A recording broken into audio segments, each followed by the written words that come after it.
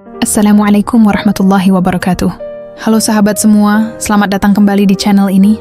Semoga teman-teman selalu sehat, dimudahkan rezekinya, dan dilapangkan hatinya. Di sini kita berbagi kisah nyata penuh hikmah. Kisah yang bukan hanya menghibur, tapi juga bisa menjadi pelajaran berharga dalam hidup. Sebelum kita mulai cerita hari ini, jangan lupa untuk klik like dan tekan tombol subscribe, serta aktifkan lonceng notifikasinya, supaya teman-teman tidak ketinggalan kisah-kisah inspiratif berikutnya. Baik, mari kita mulai. Malam itu, suara hujan jatuh seperti paku-paku kecil yang meninju genting. Aku berdiri di depan jendela, memandangi jalan yang basah dan sepi, ketika pintu rumah mendadak dibanting dari luar. Dimas masuk dengan wajah yang tidak kukenal. Mata yang biasanya teduh kini tajam seperti kaca yang retak. Di belakangnya Sinta, adik perempuannya, menyusup masuk dengan payung meneteskan air. Bibirnya tersenyum miring. "Aku sudah lihat semuanya," kata Dimas. Suaranya berat. "Jangan pura-pura lagi." Aku menelan ludah. Alia dan Bima tertidur di kamar. Aroma minyak telon masih tertinggal di telapak tanganku. "Lihat apa, Mas?" Sinta menaruh ponsel di meja ruang tamu. Di layar, ada foto-foto yang kabur. Seorang perempuan, katanya aku, sedang duduk di kafe, berhadapan dengan seorang laki-laki. Wajahku memang mirip, pakaianku juga. Tapi ada sesuatu yang aneh pada sudut pengambilan gambarnya, seperti diambil dari kejauhan, diperbesar, lalu diseret-seret dengan kasar. "Dia selingkuh," ucap Sinta, seolah menabuh jenderang kemenangan. "Aku juga punya chatnya." Dimas menatapku tanpa berkedip. "Ini sudah jelas." Aku merasakan dua hal sekaligus, dingin yang naik dari telapak kaki, dan panas yang membakar tenggorokanku. "Itu bukan aku," kataku pelan. "Dan kalaupun itu aku, kapan? Aku hampir setiap hari di toko." "Kamu tahu jam kerjaku?" Sinta mengangkat bahu. "Selingkuh itu selalu punya cara." Aku melirik jam dinding. Hampir tengah malam. Hujan belum reda. Di kamar, napas Alia dan Bima pasti masih teratur. Aku harus tetap tenang. Aku harus tetap menjadi ibu yang utuh, meski hatiku mulai luluh lantak. "Mas, tolong duduk dulu," pintaku. "Kita bicarakan pelan-pelan." "Tidak ada yang perlu dibicarakan," jawab Dimas. Tangannya bergetar saat mengambil ponsel itu, lalu menggulirkan chat yang katanya bukti. Ada tangkapan layar percakapan di aplikasi yang biasa kupakai dengan pelanggan. Namaku tertera di sana. Kalimat-kalimatnya menggoda dan murahan. Aku mual membacanya. "Aku tidak menulis itu," kataku. "Siapapun bisa mengganti nama, foto profil, apa saja." Sinta tertawa kecil. "Selalu begitu ya. Semua orang tidak bersalah." Aku menatap Dimas.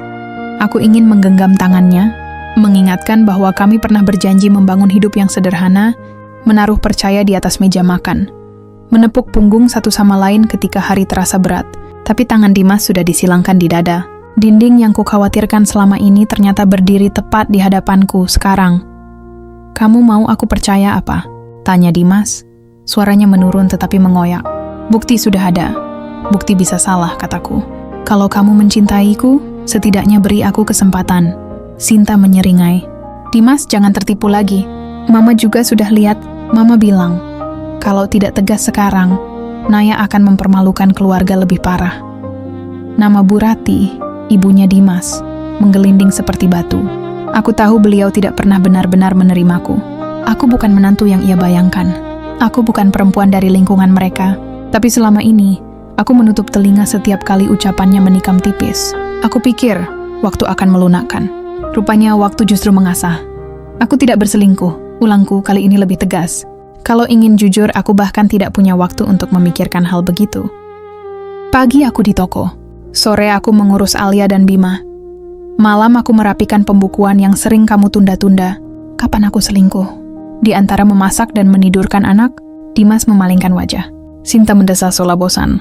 "Sudah, Mas. Daripada berputar-putar, minta Naya pergi saja malam ini. Biar tidak makin ribut." Aku memejamkan mata sejenak. Aku membayangkan tubuh kecil Alia memeluk boneka kelincinya. Bima yang selalu menyusup ke selimutku ketika mimpi buruk datang. Bagaimana mungkin aku pergi? Bagaimana mungkin aku membiarkan anak-anakku terbangun tanpa ibunya di pagi hari? "Kalau kau usir aku, kau akan mengusir Alia dan Bima juga," kataku. "Karena mereka butuh aku, dan aku tidak akan meninggalkan mereka." Dimas terdiam. Ada sesuatu yang bergerak di matanya, antara ragu dan marah. Lalu, Seperti seseorang yang mendorong dirinya jatuh, ia berkata pelan namun jelas, "Aku tidak ingin rumah ini dipenuhi aib. Aibnya bukan aku," balasku. Rasa getir merayapi lidah. Aibnya adalah ketika orang yang kita cintai memilih percaya pada foto yang kabur, daripada mata perempuan yang menatapnya setiap hari. Hujan di luar makin rapat. Sinta melangkah ke arah kamar anak-anak seolah hendak memastikan sesuatu. Aku menahan napas. "Jangan bangunkan mereka," kataku. Sinta berpaling, masih dengan senyum itu. "Besok pagi mereka harus tahu siapa ibunya." Kata-kata itu menyulut sesuatu di dadaku. Aku maju satu langkah. "Cukup, Sinta." Dimas mengangkat tangan, memberi isyarat agar aku mundur. "Naya, tolong. Aku butuh waktu. Aku juga butuh keadilan," jawabku. "Setidaknya biarkan aku membuktikan." Sinta menepuk bahu kakaknya. "Mas, jangan lembek. Mama menunggu kabar. Kalau Mas ragu, nanti Mama yang urus." Aku merasakan udara menipis. Tiba-tiba, semua kenangan tentang pernikahan kami seperti buku-buku yang jatuh dari rak, berantakan, terbuka di halaman yang salah. Aku memikirkan hari ketika Dimas melamarku di warung soto langganan kami. Bukan restoran mahal, hanya meja kayu dan 2 gelas es teh. Ia berkata, "Aku tidak punya banyak, tapi aku mau pulang denganmu setiap hari." Waktu itu, aku percaya. Aku memeluk kata-kata itu seperti selimut. Malam ini, selimut itu disobek orang lain. Aku mengangkat ponselku sendiri. Tanganku bergetar tapi pikiranku tajam. Kalau kalian yakin ini bukti, berani tidak kita minta orang yang paham forensik digital memeriksa? Kita cek metadata foto. Kita cek log pesan. Kita cek lokasi. Sinta mendecak. "Bikin report saja." "Report memang," kataku. "Tapi kebenaran memang jarang rapi." Dimas menghelakan napas panjang. "Aku lelah, Naya." "Aku juga," sahutku. "Tapi lelah tidak boleh membuat kita ceroboh, hening." Hanya suara hujan dan detak jam yang terasa lebih keras dari biasanya. Di dinding, bayangan kami bertiga memanjang. Aku menoleh ke arah kamar bayi. Sebentar lagi Bima akan bangun untuk minum. Rutinitas kecil yang menjaga kewarasanku. "Baik," Dimas akhirnya berkata, ragu-ragu. "Kita periksa, tapi sampai semua jelas, kamu tinggal di kamar belakang." Aku tidak mau satu ranjang dulu. Aku menatapnya lama. Aku ingin marah, tapi bibirku hanya menemukan senyum hambar. "Terima kasih karena masih sedikit waras," ujarku pelan. Sinta mengangkat alis, jelas tidak puas. "Mas, keputusan setengah hati ini?" Ia menggantungkan kalimatnya, lalu tertawa pendek. "Ya sudah, besok pagi Mama pasti telepon." Dimas tidak menanggapi. Ia berbalik menuju kamar kami, kamar yang mungkin bukan lagi kami. Sinta menyampirkan payungnya, lalu menatapku untuk terakhir kali sebelum pergi. "Hati-hati, Kak Naya." Kebenaran itu kadang menyakitkan. Aku menahan diri untuk tidak menjawab. Pintu tertutup, suara hujan kembali menjadi latar. Aku berjalan pelan ke kamar anak-anak. Ku berikan ciuman di dahi Alia, kemudian Bima. "Maafkan Ibu," bisikku. "Malam ini rumah kita agak gelap, tapi Ibu janji, besok kita nyalakan lampu lagi." Aku duduk di lantai, bersandar di samping ranjang. Dalam gelap yang ramah, aku membuka catatan di ponsel. Ku periksa kalender, kwitansi, pesan pelanggan, lokasi toko, bahkan foto stok barang. Aku menuliskan jam-jam di mana aku berada. Aku menandai hari-hari yang dituduhkan Sinta, satu persatu.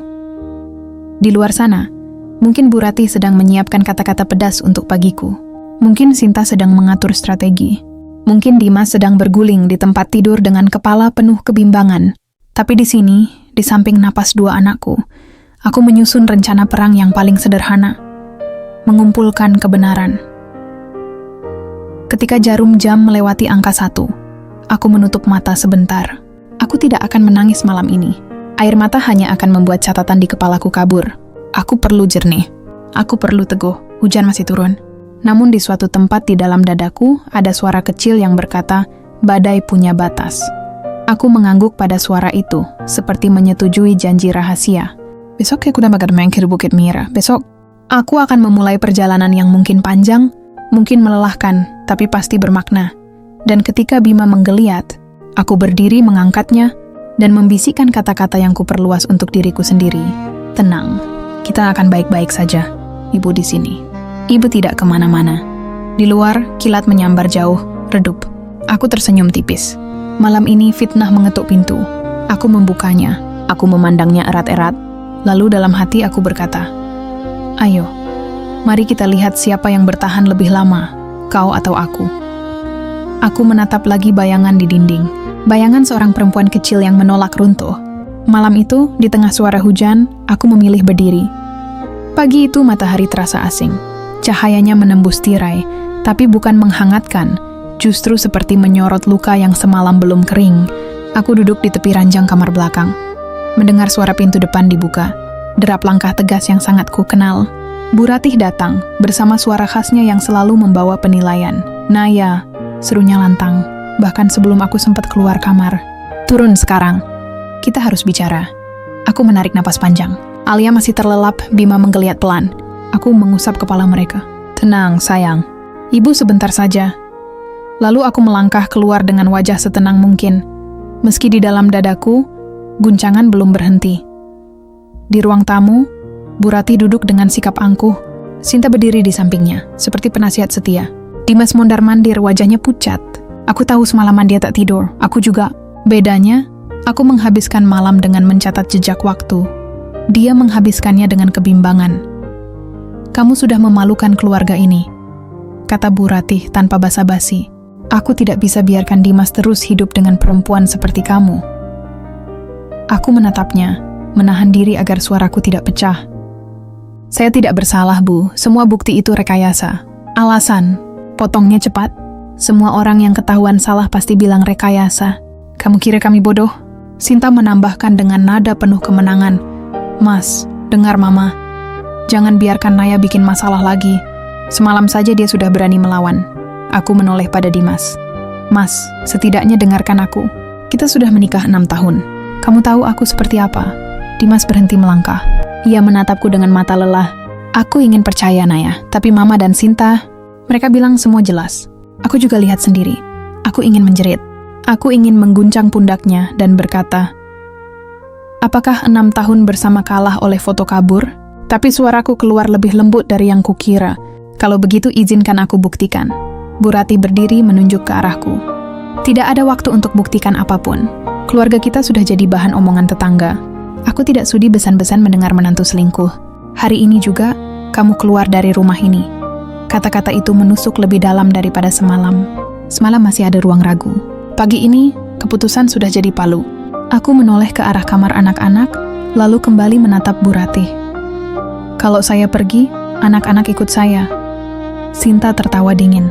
"Kamu pikir gampang? Anak-anak ini darah Dimas. Mereka harus tetap di sini." Dadaku serasa terbakar. Anak-anak butuh ibunya. Aku tidak akan meninggalkan mereka. Dimas terdiam, jelas bingung. Bu Ratih menepuk bahunya, seperti mengarahkan. "Dimas, tegaslah. Kamu harus melindungi nama baik keluarga." Dimas menunduk lama, lalu berkata lirih, "Bawa saja anak-anakmu, Naya. Tapi jangan berharap kembali sebelum semuanya jelas." Kalimat itu seperti pintu besi yang ditutup keras-keras. Aku mengangguk pelan. "Baik, aku akan pergi. Tapi aku akan kembali, bukan untuk memohon, melainkan untuk menunjukkan siapa yang benar." Aku masuk kamar, mengemas beberapa pakaian anak-anak ke dalam tas ransel. Alia terbangun, matanya setengah terbuka. "Ibu mau kemana?" tanyanya polos. Aku tersenyum getir membelai rambutnya. "Kita jalan-jalan sebentar, sayang." "Sama ibu," Bima merengek pelan. Aku menggendongnya sambil menahan air mata. Aku tidak boleh terlihat rapuh, tidak di depan anak-anakku, tidak di depan mereka yang ingin melihatku hancur. Saat keluar rumah, Bu Ratih menyilangkan tangan, puas. Sinta melambaikan tangan dengan senyum mengejek. Aku melangkah melewatinya tanpa kata. Dimas berdiri di ambang pintu. Wajahnya masih ragu. Aku hanya menatapnya sebentar, lalu berjalan terus. Jika aku berhenti, aku tahu aku akan runtuh. Jalanan terasa panjang pagi itu. Tas ransel di punggungku berat, bukan karena isinya, melainkan karena beban yang harus kutanggung. Alia menggenggam tanganku erat, Bima meringkuk di pelukan. Aku tidak tahu harus kemana, tapi satu nama muncul di kepalaku. Mira, sahabatku sejak SMA. Orang yang selalu berkata, "Kalau kau terjepit, datanglah padaku." Hari ini, aku benar-benar terjepit. Aku menelponnya dengan suara bergetar. "Mira, aku diusir dari rumah. Boleh aku dan anak-anak tinggal sebentar di tempatmu?" Mira terdiam sejenak di ujung telepon, lalu menjawab tegas, "Datanglah sekarang juga. Jangan pikir 2 kali. Aku tunggu." Tangisku hampir pecah mendengar itu, tapi aku menahannya. Aku harus tetap kuat untuk Alia dan Bima. Kami naik angkot dengan sisa uang yang ada di dompetku. Sepanjang jalan, aku menatap keluar jendela, mengulang-ulang dalam hati. Ini bukan akhir, ini hanya awal perlawanan. Kosmira sederhana, tapi hangat. Ia menyambutku dengan pelukan erat, lalu membantu anak-anak masuk. Ya Tuhan, Naya, kenapa mereka bisa setegak ini? Tanyanya, matanya berkaca-kaca. Aku duduk di lantai, meremas jemari sendiri. Fitnah, Mir, aku dijebak. Foto chat semuanya palsu. Tapi Dimas percaya. Mira menghela napas panjang. Kita harus cari buktinya. Jangan biarkan mereka menang. Aku mengangguk. Aku sudah mulai catat timeline kegiatanku. Aku simpan semua struk, pesan pelanggan, rekapan toko. Aku akan kumpulkan semuanya. Mira menepuk bahuku. Kamu tidak sendirian. Aku di sini. Kita akan bongkar kebenaran itu. Malamnya, ketika anak-anak sudah tidur di kasur tipis yang disediakan Mira, aku membuka ponsel lagi. Aku memperbesar tangkapan layar chat yang dituduhkan padaku. Ada sesuatu yang mengganggu. Font pesannya tidak konsisten. Timestamp berbeda 1 menit dengan format yang biasanya kupakai. Detail kecil, tapi penting. Aku tersenyum tipis. Kau ceroboh, Sinta, bisiku. Aku menutup mata, bukan untuk menyerah, melainkan untuk menyimpan tenaga. Aku tahu jalan ini panjang. Aku tahu akan ada banyak air mata lagi. Tapi aku juga tahu, aku tidak sendirian. Aku punya 2 alasan untuk bertahan, Alia dan Bima. Dan sekarang, aku punya Mira yang siap berdiri di sampingku. Besok, aku akan mulai langkah pertama. Membuktikan bahwa fitnah hanya bisa menang kalau kebenaran diam. Dan aku tidak akan diam. Pagi pertama di kos Mira terasa seperti berjalan di atas lantai baru yang masih licin. Aku harus hati-hati agar tidak terpeleset oleh pikiran sendiri. Udara di kamar tipis itu hangat oleh napas Alia dan Bima. Mereka tidur pulas di kasur busa yang disusun berdampingan. Aku duduk di dekat jendela kecil, menatap langit yang masih abu-abu, lalu menyalakan ponsel. Hari ini aku memulai penyusunan bukti. Bukan lagi sebagai istri yang membela diri, tetapi sebagai seorang ibu yang melindungi rumah masa depan anak-anaknya. Mira membuatkan teh. Wangi melati menghaluskan pagi. Kita mulai dari mana? Tanyanya sambil menyerahkan cangkir. Dari waktuku, jawabku. Aku harus membuktikan aku berada di tempat yang berbeda saat foto itu dibuat. Mira mengangguk. Oke. Tulis semua kegiatanmu 1 minggu sebelum dan sesudah foto yang mereka sebar. Aku membuka aplikasi catatan, lalu menuliskan hari, jam, lokasi, dan siapa yang bisa menjadi saksi. Aku ingat wajah kurir yang sering datang siang hari. Aku ingat tetangga ruko yang suka menyapaku sore-sore. Aku ingat pelanggan tetap yang menawar terlalu lama sampai aku hafal nada suaranya. Setiap nama ku tulis dengan hati-hati, seakan mereka adalah jembatan yang menyeberangkanku dari fitnah ke kebenaran. Mira menatap daftar itu, lalu bersiul pelan. Lumayan lengkap, tapi kita butuh jejak digital juga. Struk pesan log lokasi, aku mengangguk lagi. Ada di ponsel lama sebagian, sisanya di laptop toko. Aku terdiam. Laptop itu masih di rumah. Di sana, di meja kecil dekat jendela, tempat aku biasa menyusun pembukuan saat anak-anak tertidur. Aku harus ambil, kataku. Mira menatapku ragu. Berani kembali ke sana? Kalau sendiri aku ragu, tapi kalau kamu ikut, aku lebih tenang. Siang itu kami naik ojek ke rumah. Aku memilih berhenti beberapa rumah sebelum pagar demi menghindari pandangan tetangga. Jantungku berdebar saat melihat pintu depan. Rumah itu masih terasa seperti milikku, tapi sekaligus asing. Mira menatapku, memberi isyarat keberanian. Aku mengetuk. Pintu dibuka oleh Sinta. Senyum tipisnya muncul spontan. Sudah betah jadi pengembara? Katanya. Aku kesini untuk ambil laptop dan beberapa berkas. Jawabku datar. Tolong jangan buat gaduh. Sinta mengangkat bahu. Masuklah. Tapi jangan lama-lama. Aku melangkah ke dalam. Aroma sabun lantai menyergap. Dimas tidak terlihat. Bu Ratih juga tidak. Mungkin bagus. Aku menuju kamar kerja kecil, mengambil laptop, hard disk eksternal, dan map plastik berisi struk. Sinta mengikuti dari belakang, seperti bayangan yang tidak diundang. Saat aku memasukkan kabel charger terakhir, Sinta berkata, "Pelan. Kau yakin mau meneruskan semua ini? Kadang menerima takdir lebih mudah." Aku menoleh, menatap langsung ke matanya. Yang mudah jarang benar, dan yang benar jarang mudah. Aku pilih yang benar. Sinta tersenyum sinis, tapi tidak menjawab. Kami keluar tanpa bicara lagi. Di teras, aku menoleh sebentar. Menatap kursi rotan tempat dulu Dimas suka duduk membacakan dongeng untuk Alia. Udara terasa berat. Mira menggandeng lenganku, mengajakku pergi sebelum aku tenggelam dalam luka. Di kos, aku menyalakan laptop dan memindahkan data. Mira menata berkas di atas lantai, memberi stiker kecil untuk setiap hari. Kami seperti dua detektif amatir dengan peralatan seadanya namun semangat berlipat. Alia membantu menempelkan stiker, sementara Bima bermain dengan kotak kosong, membuat suara brum-brum, seolah kotak itu mobil balap. Di antara kelelahan, ada tawa kecil yang menyelamatkan. Menjelang sore, aku mulai memeriksa tangkapan layar chat yang dijadikan bukti. Aku perbesar pikselnya. Ada garis halus di sekitar gelembung pesan, seperti bekas tempelan. Kutemukan pula timestamp yang tidak lazim. Biasanya aplikasi menunjukkan format 24 jam, sementara di bukti itu ada campuran 12 jam dengan AMPM. Aku mengambil napas. Ini tidak bersih, gumamku. Mira mendekat. Kita perlu orang yang paham forensik digital untuk menguatkan temuanmu. Ada yang bisa kau hubungi? Mira mengangguk. Ada anak komunitas, namanya Iwan. Dia sering bantu korban perundungan digital. Orangnya tulus, tidak suka gosip. Mira mengirim pesan singkat. Tak lama, Iwan membalas, menawarkan pertemuan di warung kopi dekat kampus malam ini. Aku menatap Alia dan Bima. Boleh kita ajak? Tanyaku. Biar aku jaga, kata Mira. Kamu pergi sendiri. Fokus jelaskan semuanya. Malam merayap seperti selimut yang berat. Di warung kopi, Iwan menunggu dengan hoodie abu-abu dan ransel penuh kabel. Wajahnya ramah. Mira sudah cerita sedikit, katanya. Aku ikut prihatin. Boleh lihat filenya? Aku menyerahkan salinan tangkapan layar. Juga foto-foto yang disebar Sinta. Iwan menghubungkan laptopnya, menyalakan beberapa program, gerak jarinya lincah. Aku memandanginya seperti melihat sulap yang bersandar pada rumus. Ini menarik, katanya setelah beberapa menit.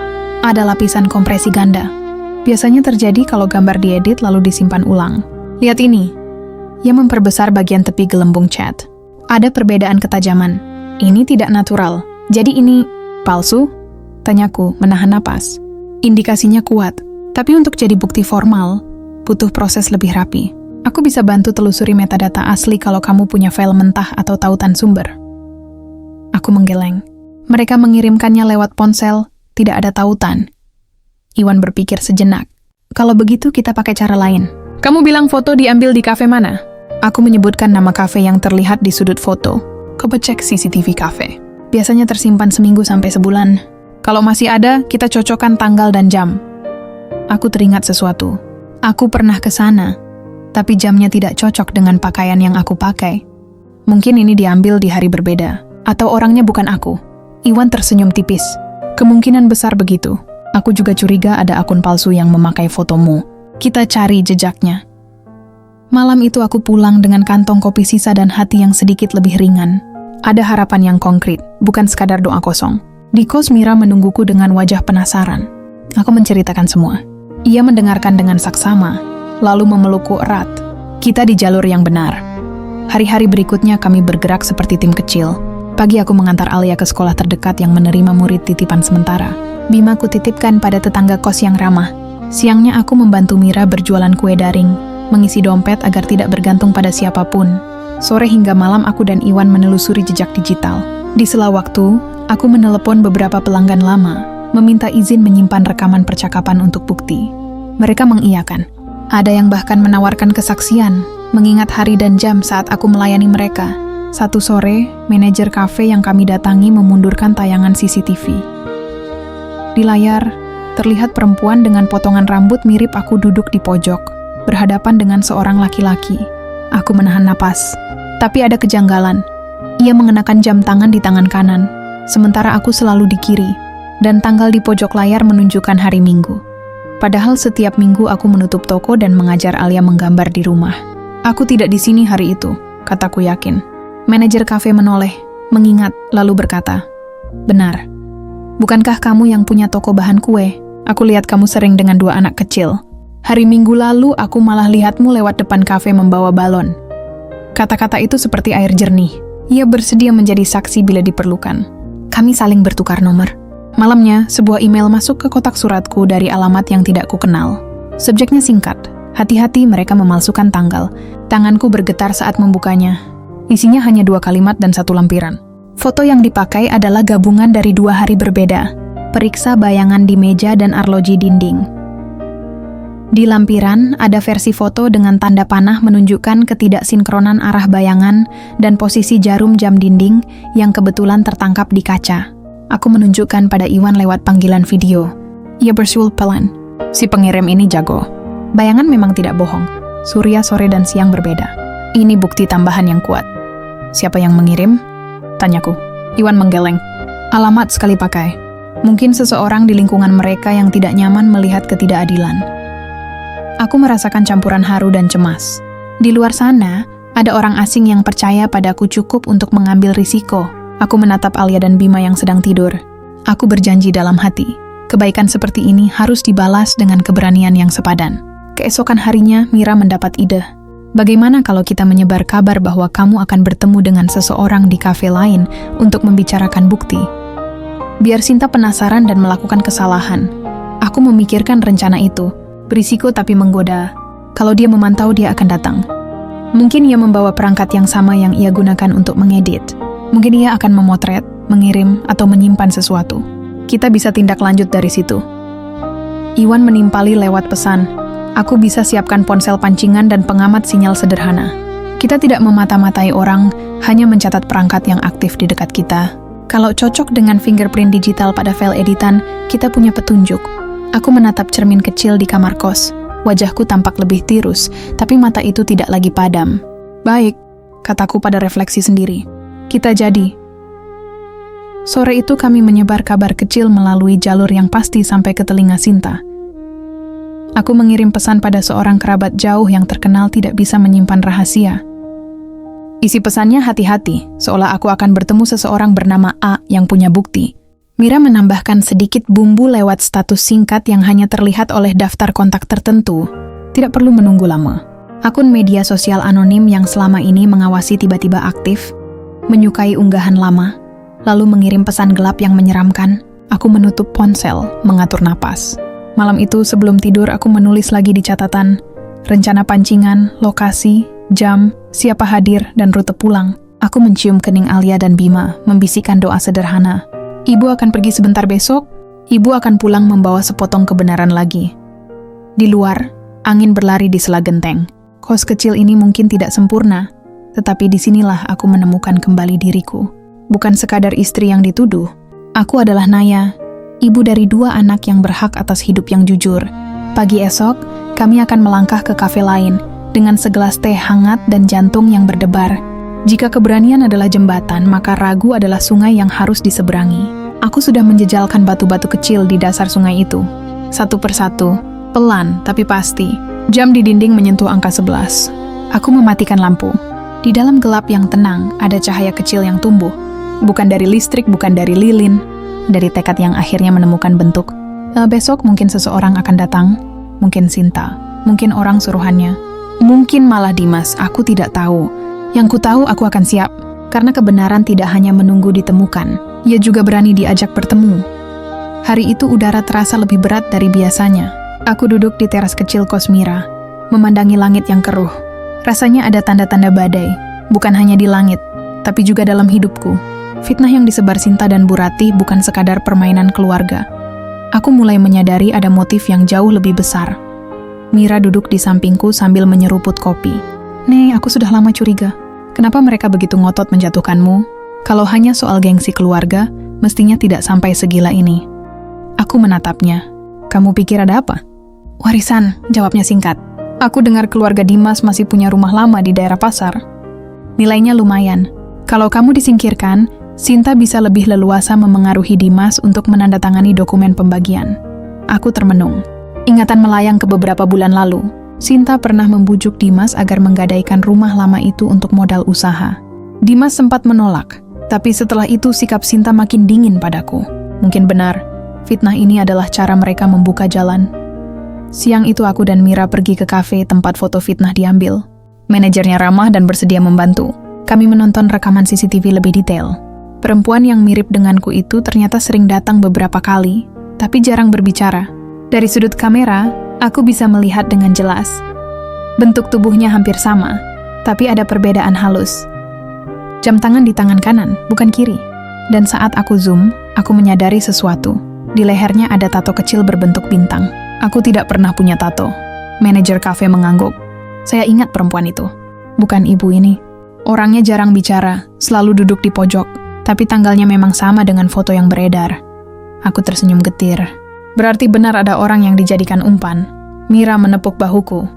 Ini kabar baik. Kita bisa gunakan saksi ini. Malamnya, aku kembali membuka email anonim yang pernah kukirimkan ke Iwan. Kami membandingkan bayangan dan jarum jam di foto. Benar ada ketidakcocokan. Bayangan gelas menunjuk sore hari, tapi jarum jam dinding di kaca menunjukkan siang. Bukti ini makin memperkuat bahwa foto itu tempelan dari dua waktu berbeda. Aku menulis di catatan. Bukti pertama, kejanggalan timestamp chat. Bukti kedua, CCTV cafe. Bukti ketiga, bayangan dan jam tidak sinkron. Hari berikutnya, Iwan menemukan akun media sosial baru yang memakai fotoku sebagai profil. Akunnya baru dibuat, hanya berisi 2 unggahan, foto kabur di kafe dan beberapa komentar sinis. Ini akun palsu, kata Iwan. Dibuat untuk memperkuat narasi bahwa kamu berselingkuh. Aku menggenggam ponsel erat-erat. Rasanya ingin berteriak. Bagaimana mungkin seseorang begitu kejam, sampai mencuri wajahku untuk menebar fitnah? Aku menutup mata, mencoba menenangkan diri. Alia dan Bima berlari kecil di kamar kos. Suara tawa mereka jadi alasan agar aku tetap waras. Sore itu, Mira berkata pelan, "Nay, kamu harus siap kemungkinan terburuk. Kalau Dimas tetap tidak percaya, kamu bisa kehilangan status istri secara resmi." Kata-kata itu menusuk, tapi aku tahu itu benar. Aku menarik napas dalam-dalam. Kalau itu terjadi, aku akan terima. Tapi aku tidak akan biarkan nama baikku diinjak. Aku harus buktikan kebenaran, entah apapun hasil akhirnya.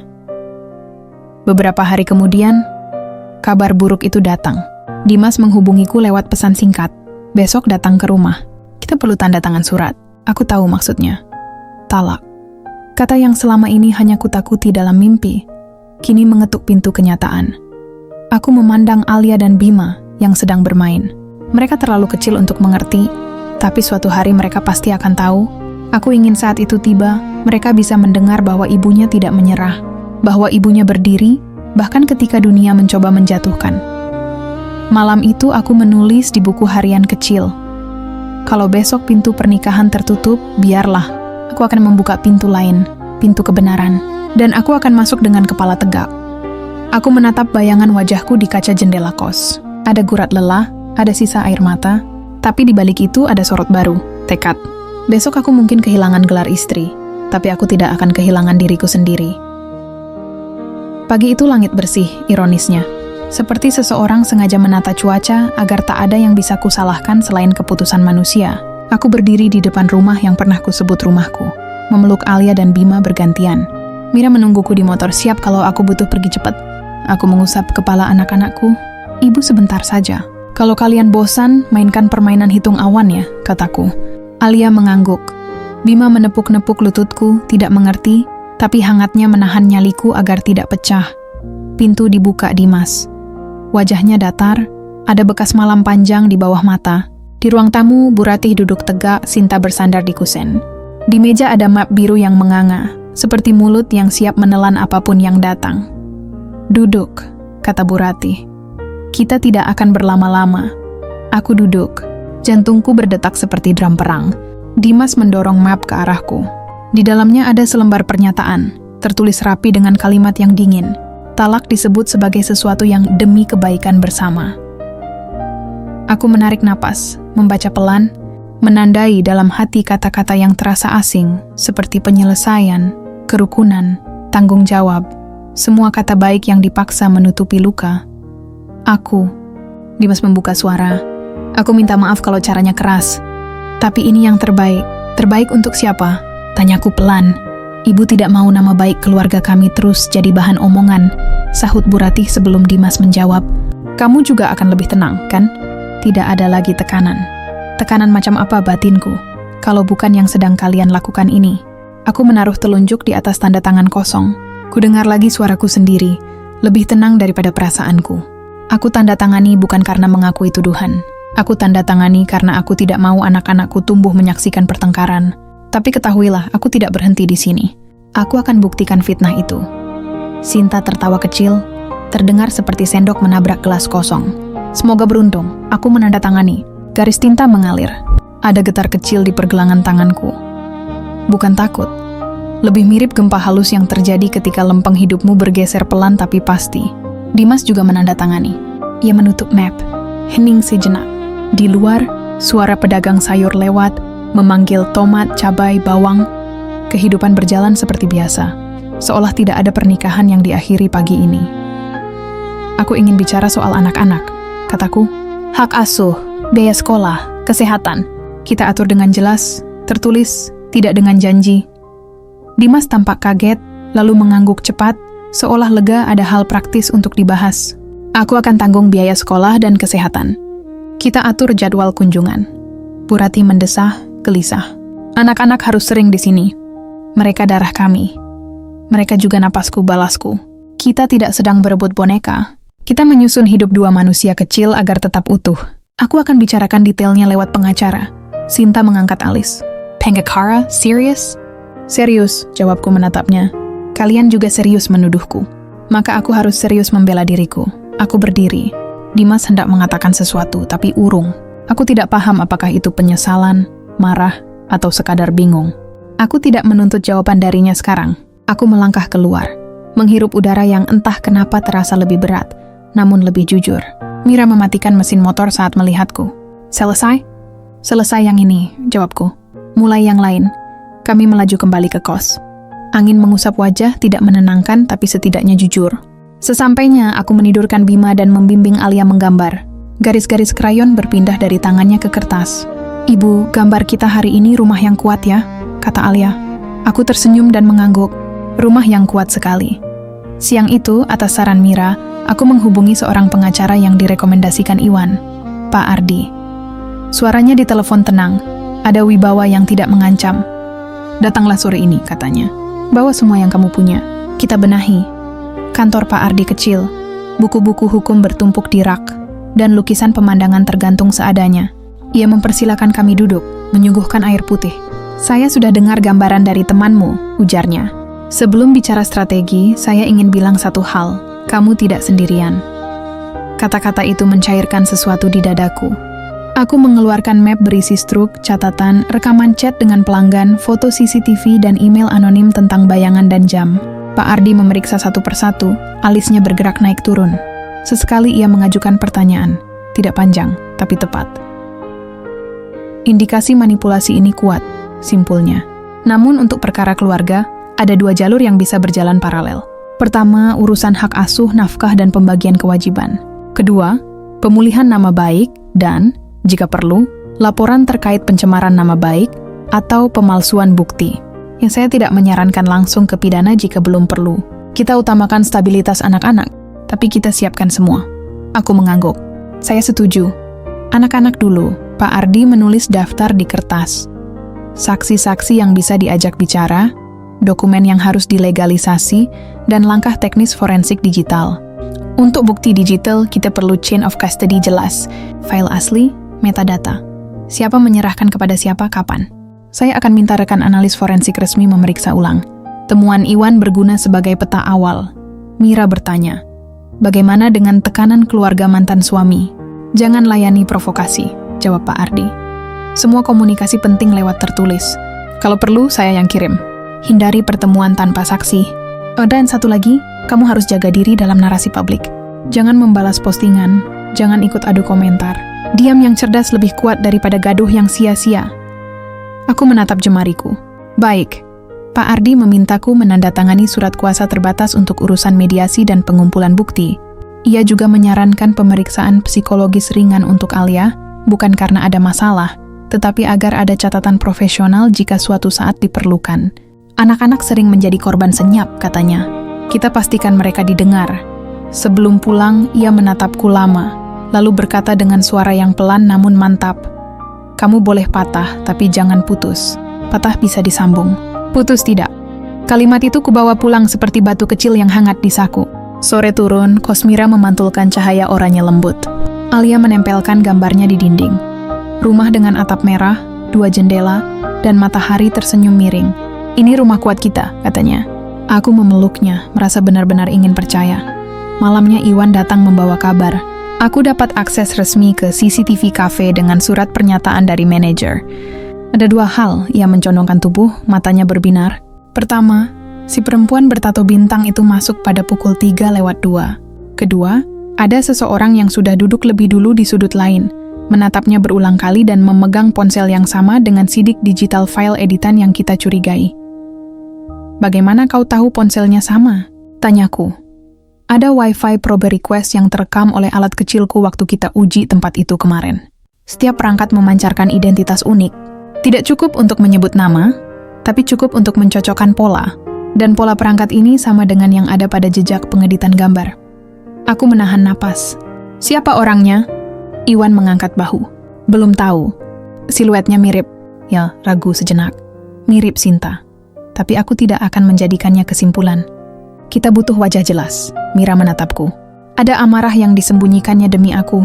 Kalau memang dia terlalu jauh." Aku menatap karpet tipis. Terlalu jauh atau tidak, kita tetap harus pakai cara yang benar. Ponselku bergetar. Sebuah pesan dari nomor tak dikenal masuk. "Berhenti, atau anak-anak akan malu seumur hidup." Dada kiriku seolah diremas. Mira langsung merebut ponsel, memotret layar, lalu mengirimkan ke Iwan dan Pak Ardi.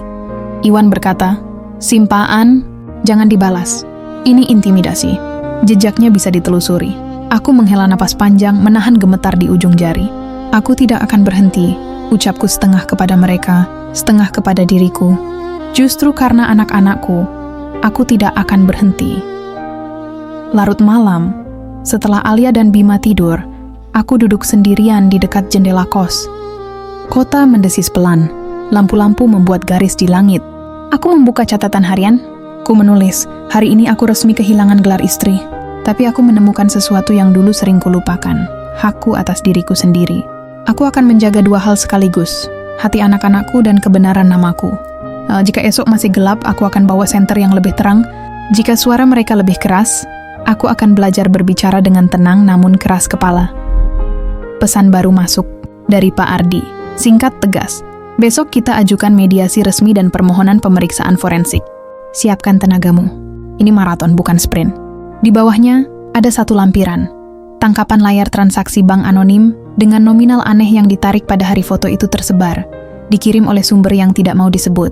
Keterangan kecil di bawahnya membuat bulu kuduku berdiri. "Kepada jasa konten cepat, aku memejamkan mata. Bukan untuk lari, tapi untuk menyiapkan diri. Besok jalur baru terbentang." Talak telah mengetuk dan masuk, tetapi ia tidak mengambil keberanianku. Ketika ku buka mata lagi, aku melihat bayangan sendiri di kaca.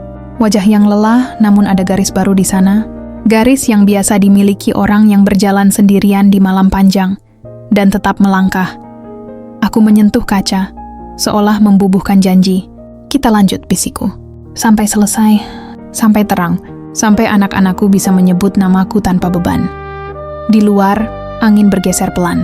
Di dalam, aku merasa sesuatu yang jauh di dasar dadaku menancap lebih kuat, dan saat jam berdetak melewati tengah malam, aku tahu, mulai malam ini, aku bukan hanya bertahan. Aku bergerak maju. Besok, Pak Ardi, besok forensik. Besok, kebenaran selangkah lebih dekat. Hari-hari setelah talak resmi terasa seperti berjalan di koridor panjang yang tak berujung. Kadang aku merasa kosong, kadang ingin menjerit, tapi suara tawa Alia dan tangis Bima selalu menarikku kembali ke tanah. Aku tidak boleh hilang arah. Pak Ardi sudah menegaskan, kita harus mengumpulkan saksi dan bukti sejelas mungkin. Semakin rapi, semakin kuat. Pagi itu aku mulai dari yang sederhana. Aku menelpon kurir langganan Mas Tony, yang hampir setiap siang mengantar tepung dan gula ke toko. "Mas masih ingat hari Minggu lalu? Ada yang pesan dari toko saya?" tanyaku. Ia tertawa kecil, lalu menjawab, "Ingat Mbak, soalnya saya sempat kecewa, toko tutup. Katanya hari Minggu Mbak selalu di rumah sama anak-anak. Itu kan yang Mbak ceritakan waktu ngobrol?" Kata-katanya aku biarkan terpatri. Itu saksi pertama. Siang harinya aku menemui Bu Nur, tetangga ruko. Ia menyambutku dengan wajah prihatin. "Aku dengar kabar dari orang-orang, Nay. Tapi aku tahu kamu bukan orang seperti itu. Hari-hari tertentu aku lihat kamu sibuk sendiri di toko. Aku bisa bersaksi. Air mataku hampir tumpah, tapi aku tahan. Aku tidak ingin terlihat lemah, justru di depan orang-orang yang masih percaya padaku." Pak Ardi menyusun daftar saksi, kurir, tetangga ruko, 2 pelanggan tetap, bahkan penjaga sekolah Alia yang sering melihatku mengantar setiap pagi. Semua detail ini akan menjadi mozaik yang membentuk kebenaran, katanya. Sore itu, aku dan Mira pergi ke kantor Pak Ardi lagi. Di sana sudah menunggu seorang analis forensik digital, Bu Ratna, yang terlihat tegas dengan kacamata bundar. Ia membuka laptop, menaruh salinan file foto dan chat yang kami curigai. Saya akan jelaskan sederhana, katanya. File digital seperti manusia. Ia punya sidik jari. Kalau ada yang menyentuh, sidiknya berubah. Dan file ini penuh sidik jari berbeda. Ia menunjuk grafik di layar. Ada tanda penyuntingan, lapisan kompresi ganda, perbedaan resolusi antar objek. Foto ini bukan asli. Begitu juga dengan chat. Ada pola font yang tidak sesuai standar aplikasi. Aku mendengar penjelasannya dengan dada berdegup. Bukan karena terkejut, tapi karena lega. Akhirnya ada bukti nyata. Kalau dibawa ke pengadilan, tanyaku, bisa sangat kuat, jawab Bu Ratna. Tapi kita harus pastikan rantai bukti jelas. Artinya siapa yang menyerahkan file, kapan, dan bagaimana? Kalau tidak, pihak lawan bisa bilang file ini juga rekayasa. Aku mengangguk. Aku akan pastikan. Namun langkah ini tidak tanpa risiko. Malamnya, ponselku kembali menerima pesan ancaman dari nomor tak dikenal. Berhenti, atau rahasia yang lebih memalukan akan keluar. Aku menunjukkan pada Mira, ia mendesis. Mereka benar-benar tidak takut dosa. Aku hanya menjawab, itu tandanya mereka gelisah, kita makin dekat. Beberapa hari kemudian, kami menghadiri mediasi pertama. Ruangannya sederhana, meja panjang dengan kursi di sekelilingnya. Dimas duduk di seberang, wajahnya kaku. Urati di sampingnya, matanya penuh sinis. Sinta duduk dengan ekspresi puas, seolah sudah menang. Pak Ardi membuka berkas, lalu dengan suara mantap mulai memaparkan bukti awal. Saksi kurir, tetangga, pelanggan, juga laporan awal dari Bu Ratna. Ada indikasi kuat bahwa bukti yang dipakai untuk menuduh klien saya adalah rekayasa. Kami minta semua pihak menahan diri sampai pemeriksaan tuntas. Dimas tampak goyah sejenak. Ia melirikku, ada keraguan di matanya. Tapi Bu Rati menepuk tangannya, lalu berkata lantang, itu semua alasan. Foto sudah jelas. Jangan buang waktu. Pak Ardi menatap langsung ke arah Bu Rati. Foto yang jelas belum tentu benar. Mata manusia bisa ditipu, tapi data digital tidak. Kami akan buktikan di pengadilan kalau perlu. Aku menahan napas. Dimas menunduk seolah menimbang sesuatu. Sinta melipat tangan di dada, tapi aku bisa melihat kegugupan kecil di ujung jemarinya yang mengetuk meja berulang-ulang. Setelah mediasi, aku keluar ruangan dengan langkah mantap. Aku sadar jalan masih panjang. Tapi setidaknya batu pertama sudah kutaruh. Aku tidak lagi hanya bertahan. Aku sudah mulai menyerang dengan kebenaran. Malam itu, setelah anak-anak tertidur, aku menulis di catatan. Hari ini aku berdiri di meja mediasi. Tidak ada lagi air mata. Hanya bukti, saksi, dan keberanian. Fitnah itu retak sedikit demi sedikit. Aku akan terus mengetuk, sampai ia runtuh. Aku menutup buku, menatap langit lewat jendela kos. Bintang-bintang bersinar redup, tapi cukup untuk jadi tanda. Gelap memang panjang, tapi tidak abadi. Hari itu terasa seperti persiapan panggung besar. Semua yang kami lakukan kini bukan lagi improvisasi. Ini sudah rencana matang yang disusun bersama. Di meja kos, berkas-berkas menumpuk. Transkrip percakapan, foto CCTV, hasil awal forensik dari Bu Ratna, serta catatan kecil Iwan tentang pola perangkat. Di samping berkas, ada secangkir kopi yang sudah mendingin karena aku sibuk menulis rencana langkah pancingan. Mira, kau yakin ide ini aman? Tanyaku, menatap sahabatku yang sudah seperti keluarga sendiri. Ia menoleh, mata tajam namun lembut. Aman, asal kita tidak memancing untuk memerangkap secara ilegal. Kita hanya membuat situasi di mana kebenaran mudah terlihat sendiri. Kalau Sinta memang melakukan manipulasi, ia akan menunjukkan pola yang sama. Dan kalau bukan, kita tidak menciptakan bukti palsu untuknya. Aku mengangguk. Batasan itu penting. Aku tidak mau jatuh pada level mereka. Aku ingin menang dengan cara yang benar. Kita menyusun skenario sederhana. Sebuah pertemuan publik di kafe berbeda dari sebelumnya, yang kami umumkan lewat pesan singkat terbatas dan status yang sengaja dibuat diketahui beberapa akun tertentu. Tujuan kami bukan memancing konflik. Tujuan kami adalah membuka kemungkinan agar pihak yang punya motif datang sendiri, dan kalau mereka membawa perangkat atau dokumen, kami bisa mengamati tanpa provokasi. Iwan bertugas menyiapkan alat perekam sinyal dan ponsel pancingan yang bisa mendeteksi identitas perangkat di sekitar. Bu Ardi menyusun surat somasi yang siap dikirim jika ada tindakan intimidasi atau upaya menghapus bukti.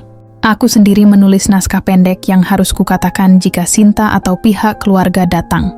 Tenang, singkat, tidak menuduh. Semua harus tertangkap kamera yang sah, dengan saksi. Hari H tiba. Aku membawa Alia dan Bima, tetapi tahun ini aku memutuskan anak-anak menunggu di meja lain bersama Mira. Mereka bermain mewarnai, terlindungi oleh tawaringan yang kubutuhkan seperti nafas.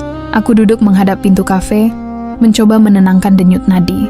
Sekelilingku orang lalu lalang, suara mesin kopi, gelas bersentuhan. Semua terlihat biasa, seperti hari lain. Tapi aku tahu, di balik rutinitas itu, ada gesekan kecil yang bisa membuka segalanya. Tidak lama, sosok yang membuat hatiku campur aduk masuk. Sinta. Rambutnya dikuncir rapi, pakaian rapi, langkahnya tenang. Di sampingnya, seseorang yang kukenal samar dari foto-foto lama keluarga. Mungkin kenalan dekat. Mereka duduk cukup jauh, tapi sering menoleh ke arahku. Iwan mengisyaratkan, lalu menekan beberapa tombol pada alat kecilnya. Di layar kecil muncul sejumlah ID perangkat yang aktif di sekitar. Satu ID menunjukkan pola yang sama dengan rekaman jejak yang ia temukan di file editan. Aku menahan napas. Sepanjang pertemuan, aku berbicara ringan pada seorang pelanggan restoran yang kukira netral. Menyinggung hal-hal seputar kopi dan cuaca. Nada suaraku terukur, tidak ada sindiran. Namun ketika Sinta melihat ke arah meja kami, ia mengangkat gelas, tersenyum pahit, lalu tanpa sadar mengeluarkan ponsel dan mengetik cepat. Aku melihat refleksi layar ponselnya di kaca. Gerakan itu cukup untuk alat pancingan Iwan. Pada layar kecil, ID perangkatnya berkedip, cocok dengan fingerprint di file editan. Detik itu tubuhku mengeras. Iwan menepuk lengan memberi isyarat bahwa kita punya sesuatu. Setelah Sinta pergi, aku menunggu beberapa jam, memikirkan langkah berikutnya. Kami tidak buru-buru menuduh, bukti teknis perlu diproses secara formal. Iwan mengunduh log, membackup data, lalu mengirimkannya ke Bu Ratna untuk dianalisis lebih lanjut. Semua harus memiliki chain of custody yang jelas. Siapa pegang file, kapan, bagaimana. Kita tidak ingin celah di sana. Namun rencana pancingan bukan hanya soal perangkat. Kami juga menunggu kesalahan manusia. Dan benar saja, beberapa hari setelah pertemuan itu, muncul hal yang membuat darahku panas sekaligus bersyukur pada ketidaksengajaan. Sinta, entah sedang panik atau terlalu percaya diri, mengirim sebuah file mentah ke salah satu temannya via pesan pribadi. Ia mengira file itu aman. Namun temannya adalah tipe yang suka menyimpan dan lupa menghapus. File itu bocor ke akun lain, lalu menjadi bukti tambahan. Dalam file mentah itu terlihat lapisan-lapisan editan, program yang dipakai, dan catatan kecil yang menunjukkan nama perangkat serta waktu edit. Jejaknya kian nyata. Kami menempelkan file itu pada rangkaian bukti. Bu Ratna menulis laporan forensik yang lebih lengkap, mengekstrak metadata, dan mencatat atribut perangkat. Semua berbaris rapi. Aku membacanya di ruang kerja kecil Pak Ardi dengan tangan gemetar. Tidak karena takut menang, melainkan karena betapa rapuhnya niat manusia bila disandingkan dengan data. Di pihak Dimas, ada pergeseran halus. Kala pertama kali tuduhan itu muncul, ia tegas seperti batu. Sekarang, ketika bukti-bukti menumpuk, keraguan menggerogoti kepastian semalamnya. Aku melihatnya di mata setiap kali ia lewat di dekat rumah kos. Ada beban yang membuat langkahnya lebih pelan. Sekali, aku bertemu dengannya di pasar kecil tempat dulu kami sering sarapan. Ia menatapku hanya beberapa detik lalu menunduk. Ada percikan permintaan maaf yang tak tersusun di bibirnya, tetapi ia memilih diam. Sinta di sisi lain mulai menunjukkan goyah yang berbeda. Ia lebih sering menghapus komentar di akun yang dulu aktif, lebih jarang muncul di acara keluarga, dan ketika bertemu, matanya tidak lagi setajam alat pemotong. Ada rasa takut yang kutangkap, bukan hanya takut ketahuan, tetapi takut akibat dari apa yang telah dibuatnya sendiri. Aku tidak merasa senang atas keraguannya. Kesenangan dari kesengsaraan orang lain bukanlah kemenanganku. Namun sebagai manusia, aku merasa lega ketika kebenaran mulai menepuk pintu. Pada satu titik, aku perlu memastikan langkah hukum selanjutnya. Pak Ardi menyarankan mempersiapkan laporan pidana terkait pemalsuan dokumen elektronik jika bukti terkonfirmasi. Ia juga menekankan pentingnya menjaga kesehatan mental anak-anak dan meminimalkan exposure publik pada kasus ini. Kita gunakan hukum, bukan karma, katanya tegas. Hukum memberi kita aturan yang bisa dipegang. Karmi hanya menguras energi. Aku setuju. Kita akan gunakan aturan. Kita akan menjaga martabat. Kita akan menegakkan kebenaran tanpa menenggelamkan siapapun di dalamnya.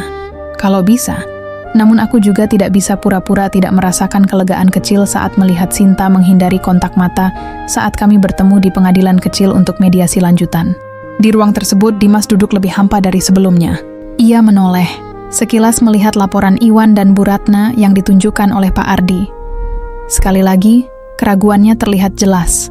Malamnya, ketika anak-anak tidur, aku duduk bersama Mira dan Iwan. Kami menata jurnal kecil berisi kronologi lengkap. Dari awal fitnah sampai pancingan sukses, semua dicatat. Kita harus siap kalau mereka akan melakukan langkah defensif, kata Iwan. Biasanya orang yang terpojok akan mencoba menghapus jejak atau membalas dengan menyerang balik secara personal. Mira menambahkan, kita juga harus siapkan komunikasi yang jelas untuk anak-anak. Jangan biarkan mereka membaca hal-hal yang belum tentu mereka mengerti. Aku mengangguk, anak-anak harus tetap kecil. Mereka pantas bermain, bukan menjadi saksi penderitaan orang dewasa.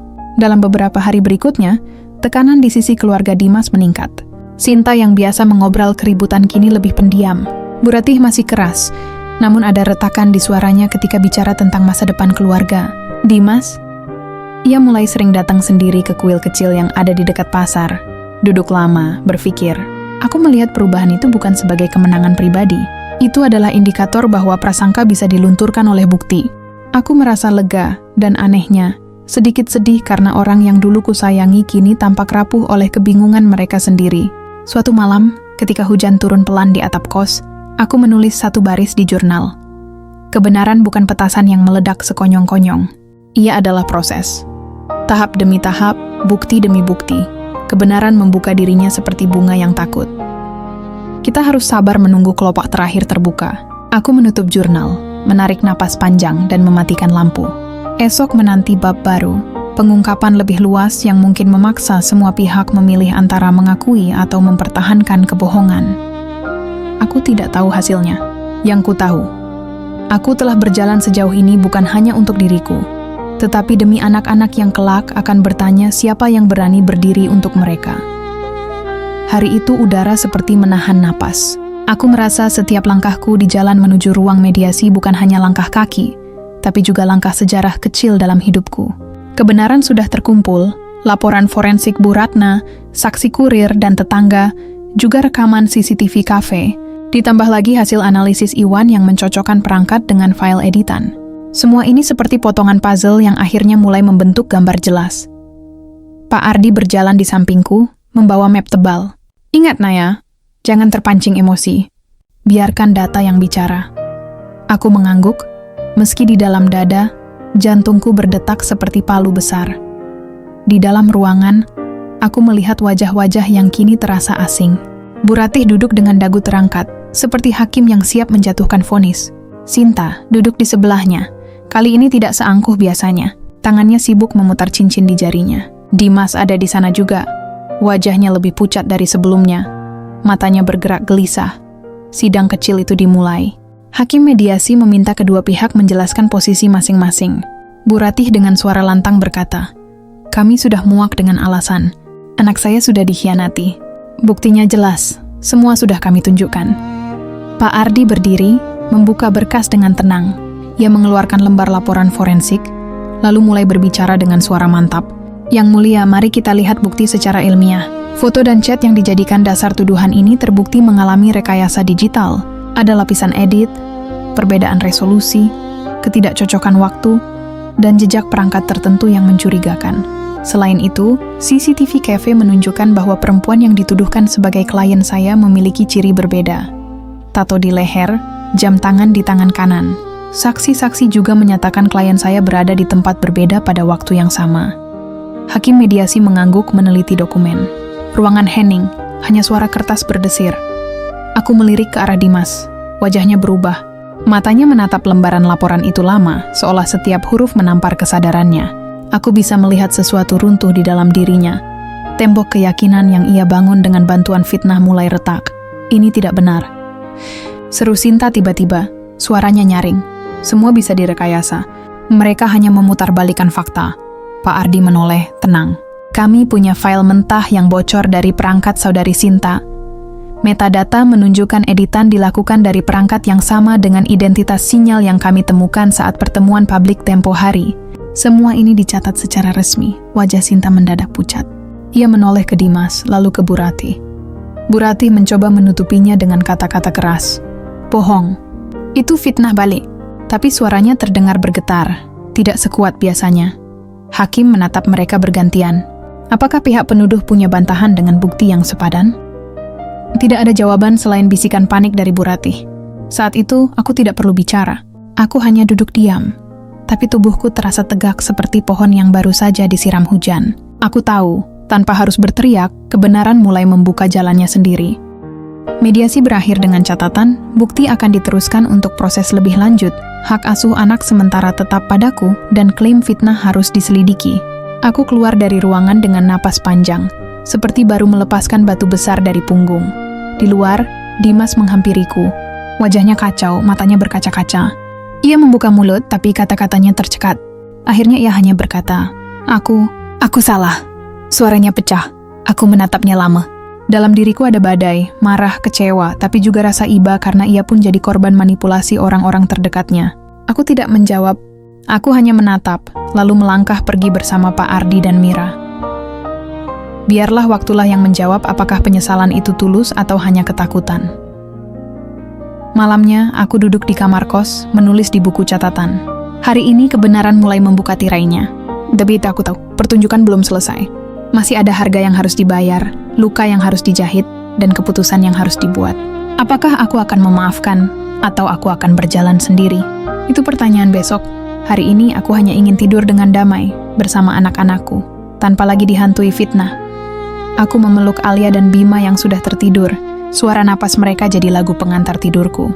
Untuk pertama kalinya setelah sekian lama, aku bisa menutup mata tanpa rasa takut dituduh atas sesuatu yang tidak kulakukan. Dan dalam gelap itu, aku tahu, besok adalah bab yang lebih berat, tentang harga sebuah maaf. Pagi itu kota seperti baru selesai menangis. Jalanan masih basah, pohon-pohon memantulkan kilau tipis. Aku menjemur seragam Alia di teras kecil kos Mira, sementara Bima bermain dengan mobil-mobilan dari kotak bekas. Di tengah kesibukan kecil itu, ponselku bergetar. Nama Dimas muncul di layar. Aku memandangi huruf-huruf itu lama, seperti menatap pintu yang pernah jadi rumah, lalu berubah menjadi dinding. Aku angkat telepon. Suaranya pelan. Naya, boleh aku bertemu? Aku tidak akan lama. Aku menimbang. Lalu ku jawab singkat. Sore di taman dekat pasar. Tempat yang terbuka. Sore itu matahari condong. Anak-anak berlarian mengejar gelembung sabun. Aku duduk di bangku besi yang catnya mengelupas. Dimas datang beberapa menit kemudian. Wajahnya lebih kurus. Ia berdiri canggung beberapa langkah dariku. Kuserahkan bangku sebelah. Duduklah, kataku, ya duduk. Menatap tanah. Mengatur napas. Lalu berkata, aku minta maaf. Aku tidak menjawab. Maaf adalah kata yang ringan di lidah, tetapi berat di hati yang menerima. Aku menunggu ia melanjutkan. Aku salah, katanya lagi. Aku memilih percaya pada hal-hal yang ingin ku dengar daripada pada hal-hal yang harus ku periksa. Aku membiarkan ketakutanku dikendalikan orang lain. Aku ia menelan ludah. Aku menyakitimu. Aku menyakiti anak-anak. Kenapa kau datang sekarang? Tanyaku. Nadaku datar. Bukan marah, bukan ramah. Hanya ingin jelas. Karena ketika melihat bukti itu, jawabnya, seperti ada cermin yang disodorkan ke wajahku. Aku melihat diriku sendiri yang pengecut. Aku ingin memperbaiki. Kalau bisa, aku menghela napas. Memperbaiki tidak sama dengan kembali seperti semula, Dimas. Ada hal-hal yang patah dan tidak bisa disambung dengan lem waktu. Kalaupun disambung, retaknya tetap ada. Aku tahu, katanya cepat. Aku tidak minta semuanya kembali. Aku minta kesempatan untuk menebus. Untuk anak-anak. Untukmu kalau kau mau. Ia terdiam sebentar. Aku mendaftar konseling. Sendiri. Aku juga bersedia konseling keluarga kalau kamu setuju. Aku menatapnya. Ada rasa getar yang familiar. Kenangan ketika dulu kami menata hidup dengan uang pas-pasan, dengan mimpi kecil membeli kipas angin baru, dan menabung untuk kursus menggambar Alia. Kenangan itu tidak hilang. Tapi di atasnya tumbuh bayang. Fitnah, usiran, talak, rasa percaya yang putus. Aku punya syarat, kataku. Dengar baik-baik. Kalau kau hanya ingin permintaan maaf yang cepat, anggap percakapan ini selesai sekarang. Tapi kalau sungguh ingin memperbaiki, kau harus setuju pada hal-hal yang sulit. Dimas menatapku, mengangguk pelan. Sebutkan. Pertama, batas tegas dengan keluargamu. Aku tidak akan lagi menjadi sasaran kalimat tajam atau kontrol yang tidak sehat. Kalau ada keputusan tentang anak-anak, itu urusanku dan urusanmu. Bukan forum keluarga. Kedua, engkau ikut konseling. Bukan satu kali, bukan karena malu, tapi sebagai komitmen. Ketiga, tanggung jawab finansial anak-anak ditulis jelas. Tidak ada janji manis. Aku ingin jadwal, kwitansi, dan rencana. Keempat, kita jalani masa pemulihan. Kita tidak kembali serumah. Kita bertemu terjadwal, ditemani konselor ketika perlu. Aku tidak mau lagi hidup di atas pasir. Dan terakhir, kau minta maaf pada Alia. Di depan psikolog anak. Supaya maaf itu tidak jatuh jadi beban di pundaknya. Dimas menunduk. Lama. Seolah kata-kataku adalah batu yang ia kumpulkan satu persatu ke dalam ranselnya. Aku setuju, katanya akhirnya. Semuanya, aku tidak menjawab cepat. Setuju di bibir beda dengan setuju dalam langkah. Kau harus menunjukkan dalam waktu yang panjang. Aku tidak akan menunggu dengan jantung di tepi. Aku akan tetap hidup. Tetap bekerja. Kalau kau sungguh menepati, kita lihat nanti. Aku mengerti. Ia menarik napas dalam. Bolehkah? Ia ragu. Bolehkah aku bertemu Alia dan Bima sebentar? Hanya sapa. Tidak membahas orang dewasa. Aku menoleh. Alia dan Bima tertawa mengejar gelembung. Silakan. Tetapi singkat. Dan hati-hati dengan kata-kata. Dimas berdiri. Ia melangkah pelan, lalu berlutut sejajar dengan pandangan Alia. Hai, sapanya. Suaranya serak. Alia memandang canggung. Anak-anak punya radar untuk mendeteksi cuaca hati orang tuanya. Ayah minta maaf, kata Dimas pelan. Ayah sedang belajar jadi lebih baik. Alia tidak menjawab. Ia menoleh padaku. Aku mengangguk kecil. Alia maju selangkah, memeluk cepat, lalu kembali berlari bersama Bima. Dimas menatap mereka, dan di wajahnya aku melihat sesuatu pecah senyap. Bukan dramatis, hanya nyata. Minggu-minggu berikutnya adalah ujian yang tidak minta sorak-sorai. Dimas benar datang ke konseling. Ia menulis jurnal mingguan, mengirim salinan ke Pak Ardi sebagai bentuk tanggung jawab, bukan pengawasan. Ia mentransfer biaya sekolah dan kesehatan tepat waktu. Ia menahan diri dari telepon tengah malam yang berisi kalimat panik. Ia belajar menahan sunyi. Mungkin itu yang paling sulit bagi kami berdua.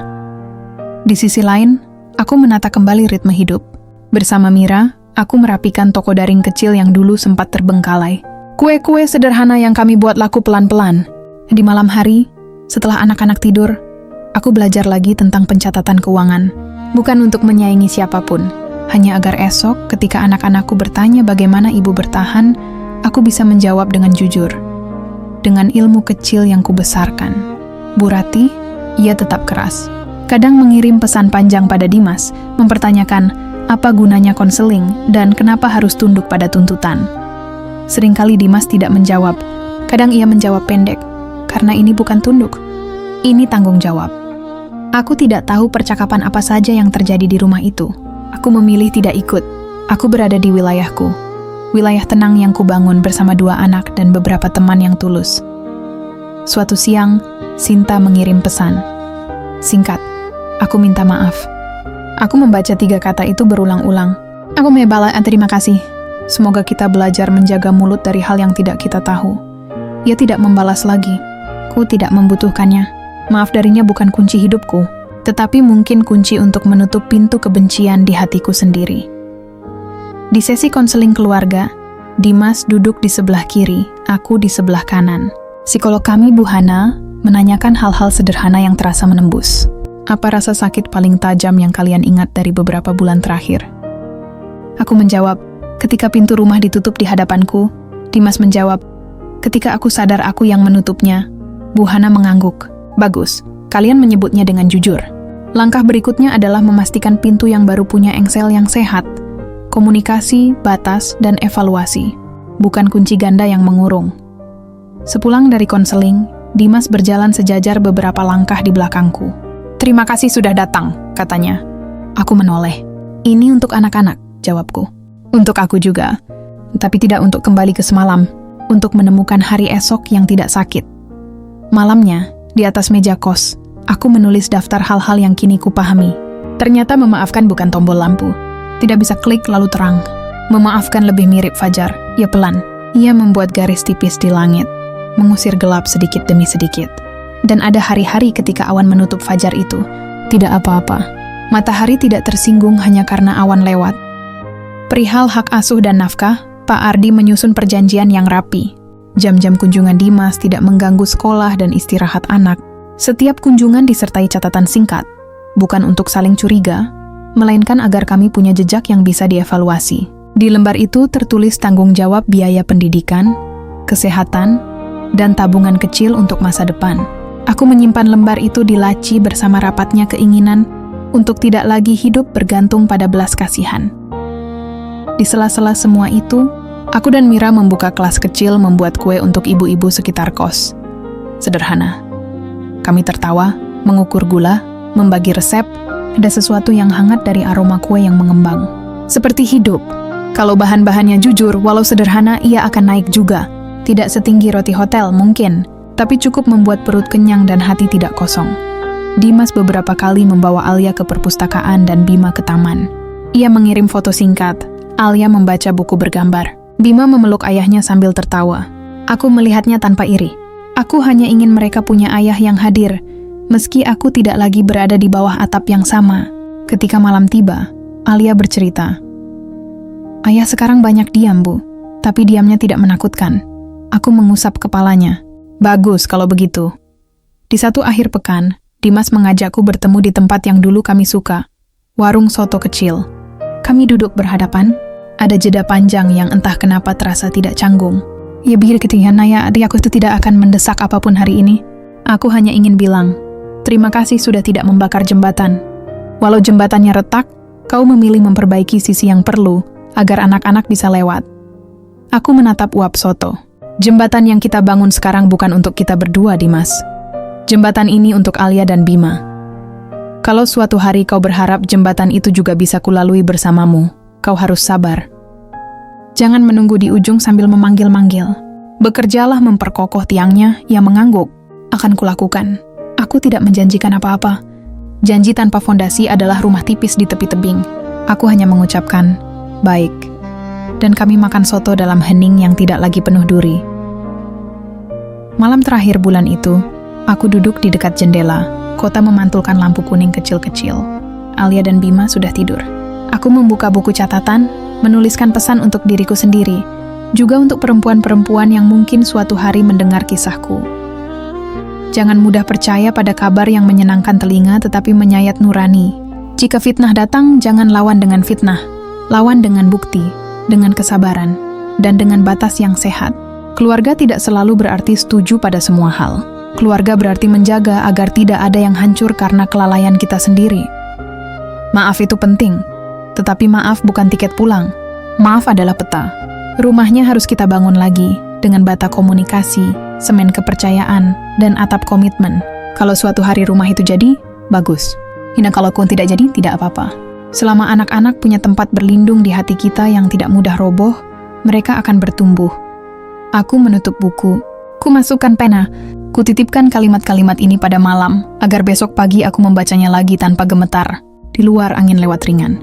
Di dalam, aku merasa lebih berat di kaki, tetapi lebih ringan di dada. Bukan karena masalah selesai, tetapi karena aku memilih langkah yang jelas. Dimas mungkin benar-benar berubah, mungkin juga tidak. Waktu yang akan menjawab. Tugasku hari ini adalah menjadi ibu yang hadir, perempuan yang teguh, dan manusia yang tidak membiarkan luka mengubahnya menjadi seseorang yang ia benci. Besok kelas kue, lusa konseling. Minggu depan, pertemuan evaluasi dengan Pak Ardi. Hidup tidak menungguku siap, tapi aku sudah memutuskan untuk tidak lagi menghindar. Sebelum tidur, aku membungkuk, mencium kening Alia dan Bima. Terima kasih sudah jadi mercusuar ibu, bisikku. Ibu tidak selalu tahu jalan, tapi cahaya kalian membuat ibu berani melangkah. Lampu kupadamkan, gelap merapat tapi tidak mengancam. Di balik kelopak mataku, ada garis tipis fajar yang pelan-pelan memanjang. Mungkin ini yang disebut damai. Bukan karena badai berhenti, melainkan karena aku belajar berjalan di bawah hujan dengan mantel yang kupilih sendiri. Besok kita lanjut, sampai benar-benar tiba di tepi yang terang. Hari terakhir perjalanan panjang ini tiba tanpa fanfare. Tidak ada drum, tidak ada sorak-sorai. Hanya pagi biasa, dengan matahari yang sedikit malu-malu menembus jendela kos kecil. Aku menyiapkan sarapan sederhana untuk Alia dan Bima. Roti bakar dan susu hangat. Mereka tertawa, berebut taburan coklat. Suara mereka menjadi musik yang paling merdu setelah berminggu-minggu hidup penuh ketegangan. Hari itu bukan akhir, melainkan permulaan. Sidang mediasi lanjutan resmi menetapkan hak asuh penuh padaku, dengan kewajiban Dimas menanggung biaya pendidikan dan kesehatan anak-anak. Fitnah yang dulu menjeratku terbukti palsu. Sinta tidak bisa lagi bersembunyi di balik layar. Bu Ratih pun terdiam, meski matanya masih menyimpan api yang tidak padam. Aku keluar dari ruang sidang dengan langkah ringan. Pak Ardi menepuk bahuku. Kamu sudah jauh lebih kuat dari awal. Ingat, kemenangan bukan berarti mengalahkan orang lain.